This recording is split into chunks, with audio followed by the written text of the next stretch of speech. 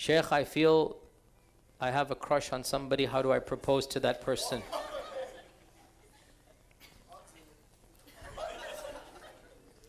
No, he doesn't have a crush on anybody, don't worry.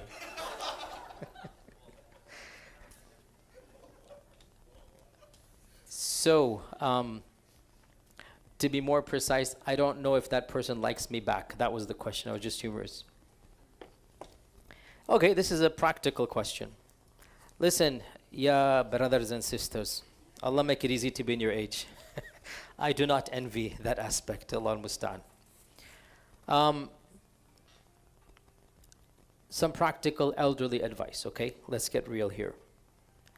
First and foremost, you can quote me, having crushes is halal.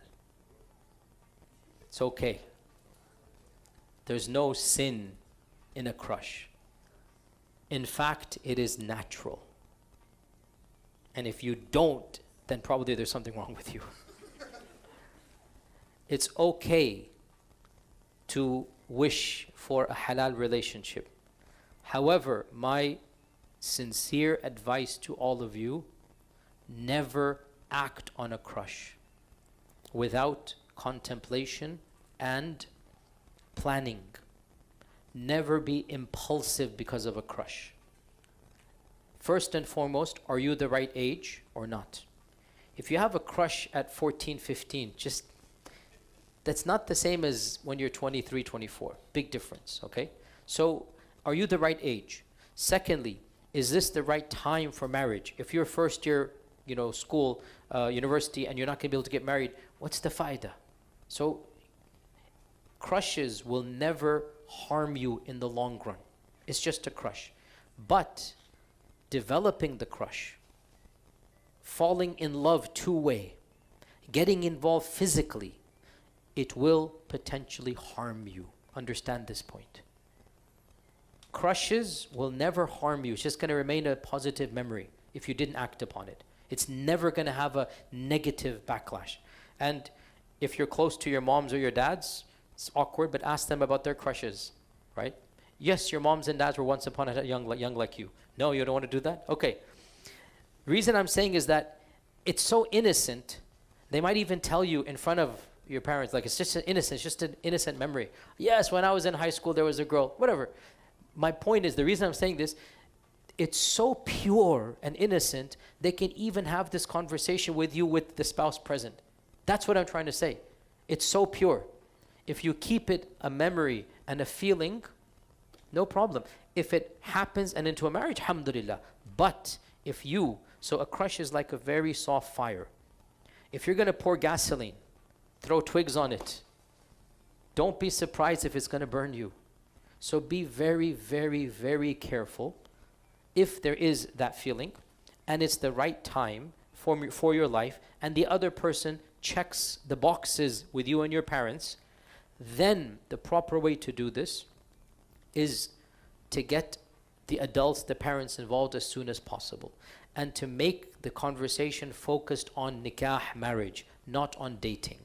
Okay? So if that is the case, then inshallah everything is legit and clean. As for your particular question that how do I know the person likes me back or not? My advice in this regard, you have two options that are both legit and halal, and it depends on which one is better for you. Either go through the parents directly. So you say, there's a person I might be interested in. Can you approach their parents? Or go through a third party, preferably a married person. They can go through their spouse to the person and just say, hey, are you interested in getting married? And would you be interested in somebody with these characteristics? No name mentioned. Do not mention names. Characteristics. Because you want to make sure, what if the person says, oh, I don't want that type of person? And then automatically that is qualified, right? So if you keep it neutral without mentioning names and you go through an intermediary, and by the way, this is Khadija style. That's what happened. Khadija radiallahu anha, right? And again, I don't shy away from controversy. This is exactly what happened. She saw things in the Prophet that she admired. In English, we would call this exactly what we just called it, right? She was attracted to his nobility, his dignity, his decency, his honesty, his shyness. So she wanted the Prophet ﷺ as a partner. And so she sends Nafisa, or her friend, she sends, Nafisa says, Ya Muhammad, he wasn't Rasulullah, Ya Muhammad, why don't you get married? Who would marry me? Well, what if there was a lady? I mean, who would be interested? I mean, what if she was a business lady? I mean, what if somebody like Khadija? She didn't say Khadija's interested in you. She's like, well, what if somebody like Khadija?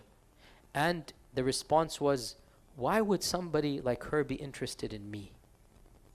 Meaning, am I worthy of somebody like that, right? He didn't say, oh, I'm not. No, even in the response, there's like, I would consider her, but I don't know would she consider me. Then it's clear. This is Khadija style, right? Khadija style is not knocking on the door, Akhi, you're interested in marriage or not? No, that's not Khadija style. You don't propose directly. You don't speak directly. That's problematic. It's very problematic insofar as you are basically opening the doors of shaitan. I'm not saying it's haram, but you open the doors of shaitan. And it's not healthy. So again, keep it as public as possible, as neutral as possible, and involve the adults as soon as you can, and that is fine. Otherwise, you're opening up the door that will potentially be harmful for you. Wallahu ta'ala alam. And with that, inshallah, I don't want to go too long. Jazakumullah khair, inshallah.